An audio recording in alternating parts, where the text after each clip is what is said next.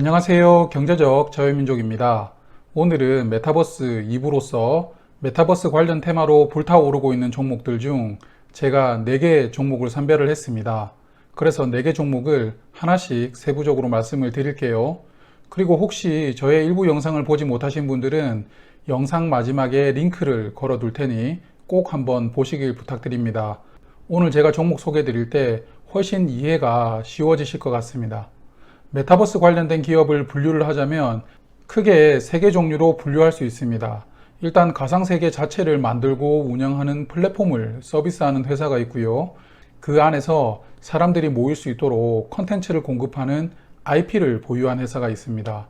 마지막으로 이러한 컨텐츠가 가상현실 세계에 자연스럽게 녹아 들어갈 수 있도록 첨단 제작 기술을 보유한 회사가 있을 수 있겠습니다. 이외에도 디바이스를 만드는 기업이 있는데요. 일부에서 소개드린 대로 국내 기업 중 디바이스 제작사로 말씀드릴 수 있는 기업은 삼성이 있습니다. 하지만 삼성전자가 이 디바이스를 개발한다고 해서 메타버스 관련주로 묻기에는 삼성전자가 가진 포텐셜을 제가 너무 과소평가하게 되는 셈이므로 이번 영상에서 디바이스 관련된 종목의 소개는 하지 않도록 하겠습니다. 그래서 제가 선정한 4개 종목을 앞서 소개드린 3가지 분류로 구분을 하자면 화면의 표와 같습니다. 플랫폼은 네이버와 빅히트입니다. IP는 YG 엔터테인먼트와 빅히트입니다. 빅히트는 플랫폼과 IP 둘 다 해당이 된다고 생각을 했고요. 그리고 컨텐츠 제작 기술은 위즈윅 스튜디오입니다. 이 4개 종목은 저의 기준으로 선정을 해본 것이므로 영상을 보시는 분들이 알고 계시는 종목이 여기에 없다고 해서 실망하실 필요는 없을 것 같아요. 그럼 한 종목씩 이유를 말씀드려 볼까요? 먼저 네이버부터 말씀을 드리겠습니다. 사실 네이버는 국내 최대 빅테크 기업인 만큼 모든 가능성이 있는 곳에 사업을 진행하고 있는데요. 일부에서 잠깐 소개를 드렸지만 네이버는 제페토라는 서비스를 운영하고 있습니다. 정확하게 말씀을 드리자면 제페토는 네이버가 서비스를 하고 있는 것이 아니라 네이버 제트라는 손자 회사가 서비스하고 있습니다. 잠깐 관계를 말씀드리자면 네이버는 화면 보시는 카메라 어플로 유명한 스노우를 자회사로 소유하고 있고요. 이 스노우의 자회사가 네이버 제트입니다.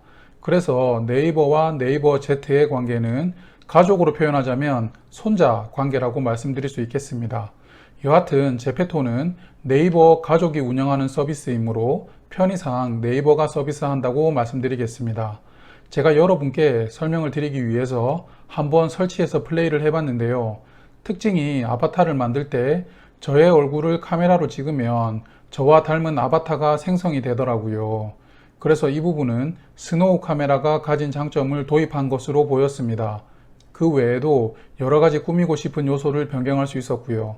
제페토는 현재 3년 정도 서비스를 했습니다. 글로벌 이용자 수가 2억 명에 달하는데요. 2억 명이 얼마나 대단한 숫자이냐면 넷플릭스 전체 이용자 수가 2억 명입니다.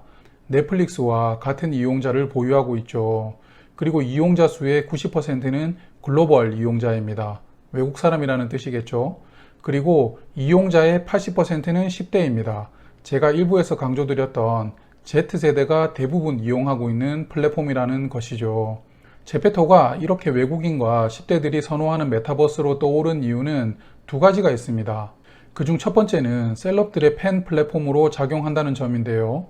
글로벌 팬덤을 보유한 방탄소년단과 블랙핑크가 제페토를 적극적으로 활용하고 있습니다. 너무 많이 말씀을 드리면 나중에 빅히트와 YG 엔터테인먼트에서 소개드릴 부분이 없어지니까 여기서는 생략을 할게요. 또한 JYP 엔터테인먼트 소속의 인기 아이돌 그룹 있지는 2월 설 연휴 동안 제페토 내에 가상한강공원에서 팬미팅을 개최하였습니다.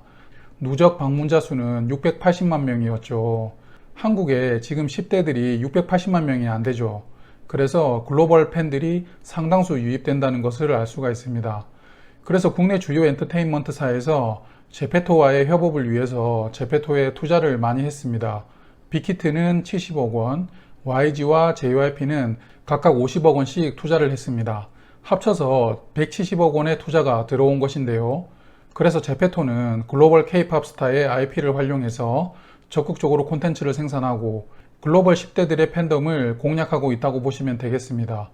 또한 이렇게 10대들이 몰려들므로 Z세대들을 대상으로 홍보를 위한 수많은 글로벌 브랜드들이 제페토를 홍보 창구로 적극적으로 사용하고 있습니다. 크리스찬 루부탱은 작년 9월에 제페토에서 21년 SS 신상 컬렉션을 최초로 공개를 했고요. 구찌는 60여 종의 아이템을 출시하면서 만원도 되지 않는 저렴한 가격의 아이템 금액으로 제페토 이용자들이 명품 구찌를 사용한다는 대리만족을 시켜주고 있습니다. 그래서 10대 후반에서 가장 인지도가 높은 브랜드 1위로 구찌를 꼽았는데요. 미래의 주 소비층이 될 Z세대를 대상으로 브랜드 광고를 톡톡히 하고 있는 셈입니다. 화면은 네이버 주봉 차트인데요. 조금씩 조정은 있지만 지속적으로 상승하고 있는 차트입니다. 사실 네이버 같은 종목들은 장기적인 관점으로 접근하시면서 한 주씩 모아가시는 투자를 하셔야 되지 않을까 생각합니다. 지금이 제일 저렴한 종목이라는 느낌일까요? 두 번째는 빅히트 엔터테인먼트입니다. 빅히트는 플랫폼과 IP 둘 다의 가능성을 가지고 있는 기업인데요. 최근에 기업명을 하이브로 변경하면서 이제 엔터테인먼트 기업에서 플랫폼 기업으로의 도약을 시도하고 있습니다. 빅히트는 올해 네이버에게 4,110억 원의 투자를 유치하였고요. YG 엔터테인먼트에게는 700억 원 투자하면서 광폭적인 행보를 나아가고 있습니다. 이 투자를 이해하기 위해서 빅히트가 운영 중인 위버스라는 서비스를 알아야 되는데요. 위버스는 팬 커뮤니티 플랫폼입니다. 위버스의 월간 이용자 수는 지난해 8월 기준 470만 명인데요. 위버스는 아이돌의 팬을 위한 공간입니다. 팬미팅도 하고요. 굿즈도 팔면서 아티스트별로 강력한 팬덤이 구성되어 매출을 발생시키는 플랫폼이라고 이해하시면 되겠습니다. 그리고 이 위버스 플랫폼 안에 콘텐츠를 제공할 글로벌 아티스트를 추가하기 위해서 YG 엔터테인먼트에 700억 원의 투자를 감행한 것입니다. 그래서 YG의 대표 아티스트인 블랙핑크 등을 위버스에서 만나실 수 있게 된 것입니다. 그리고 네이버는 브이라이브를 운영하고 있습니다. 브이라이브도 위버스와 비슷한 역할을 하는 플랫폼이라고 생각하시면 되는데요.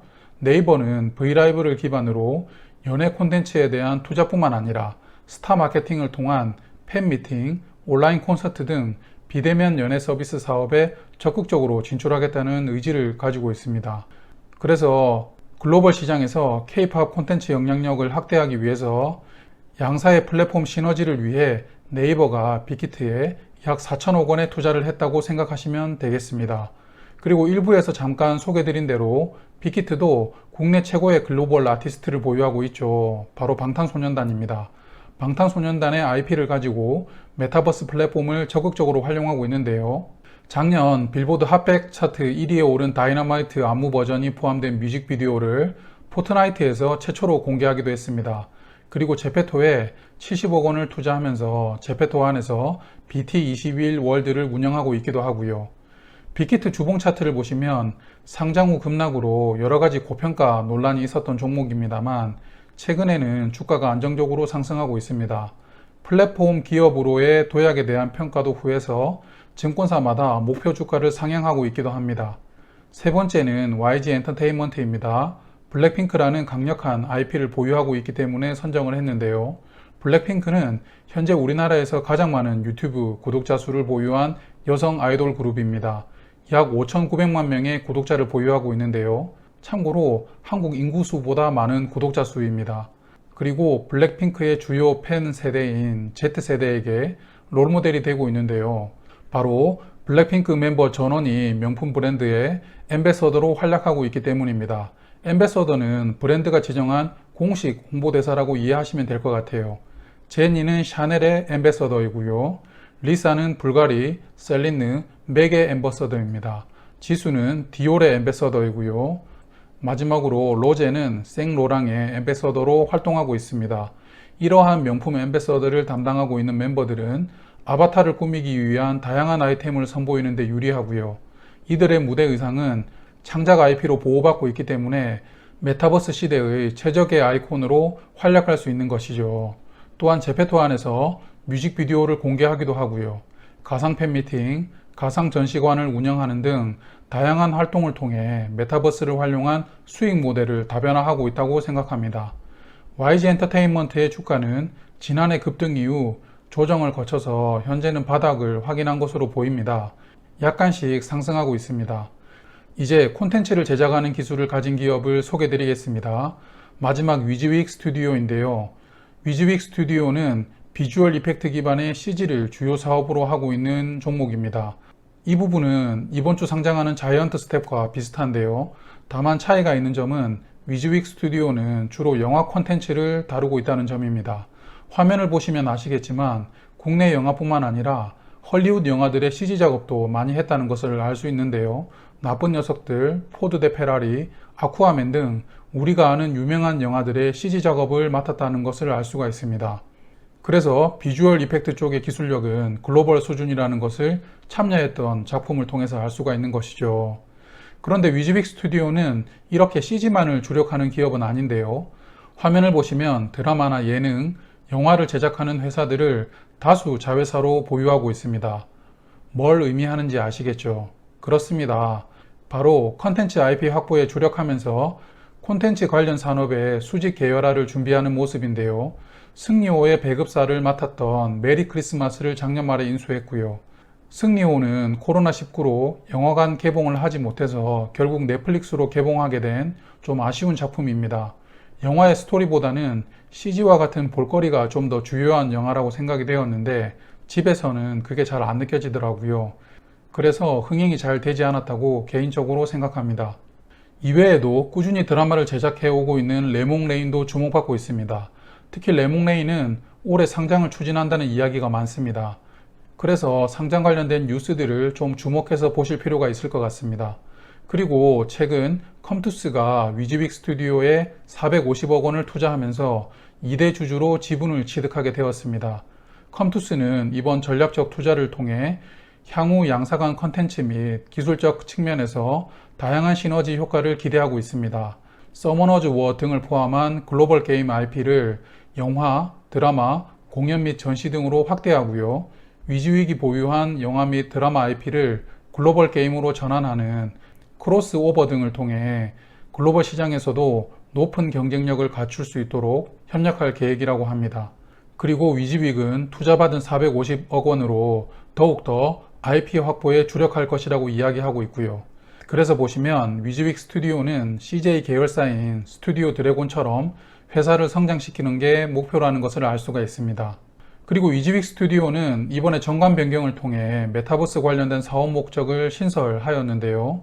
이번 사업의 신설 목적은 위즈윅이 보유하고 있는 실감형 콘텐츠 제작 기술을 모두 활용해서 메타버스 플랫폼 등으로 사업 영역을 확장하겠다고 합니다. 메타버스 시대를 선점하려는 회사의 의지가 보인다고 생각이 됩니다. 위즈윅 스튜디오의 주가를 보시면 작년 말에 엄청나게 급등했습니다. 자회사 레몽레인의 상장 이슈와 승리호 기대감이 작용한 것으로 보이는데요. 하지만 2월 달에 승리호 개봉 이후 흥행이 잘 되지 않으면서 주가가 단기 조정을 받았다가 다시 메타버스의 수혜주로 부각되면서 재상승하고 있는 모습입니다. 그리고 이번 주 상장하는 자이언트 스텝을 빼면 섭섭하겠죠? 자이언트 스텝의 하이엔드 영상 기술력에 기반한 리얼타임 콘텐츠 제작 기술은 메타버스 시대를 구현하는 데 꼭 필요한 기술일 겁니다. 앞서 소개드린 위즈윅 스튜디오에 못지않은 기술력을 보유한 기업이므로 자이언트 스텝도 주목해서 봐주시면 좋을 것 같아요. 마지막으로 제가 메타버스 관련 종목들을 소개하기 위해서 인터넷에서 메타버스 관련 종목들을 검색해 보니 화면에 보시는 많은 기업들이 검색이 되었습니다. 화면 보시는 종목들도 최근 메타버스 테마가 떠오르면서 상당수의 기대감이 주가에 반영이 되어 있더라고요. 분명 각 종목들마다 메타버스와 연결될 수 있는 근거가 있습니다만 오늘 소개드린 4개 종목보다 연관성이 좀 약해 보여서 소개드리지 않았습니다. 그러므로 관련 종목이라고 투자를 하실 때는 여러 방면으로 분석을 하시어 옥석을 가리시는 게 필요해 보입니다. 투자에 참고 부탁드리겠습니다. 이렇게 메타버스 관련해서 1부와 2부로 나누어 설명을 드렸습니다. 상식과 투자 성적을 같이 올리는 컨텐츠를 준비해 보려고 만들어 본 첫 번째 영상이 메타버스 관련 주제이다 보니 말씀드릴 분량이 좀 길었습니다. 끝까지 봐주신 분들께 감사드리고요. 앞으로도 매주 시장에서 이슈가 되는 주제를 하나씩 선정해서 주말에 찾아뵐 수 있도록 하겠습니다. 많은 관심 부탁드리겠습니다. 저는 경제적 자유민족이었습니다. 지금까지 영상을 시청해주셔서 감사합니다. 앞으로도 구독, 좋아요 꾹꾹 눌러주세요.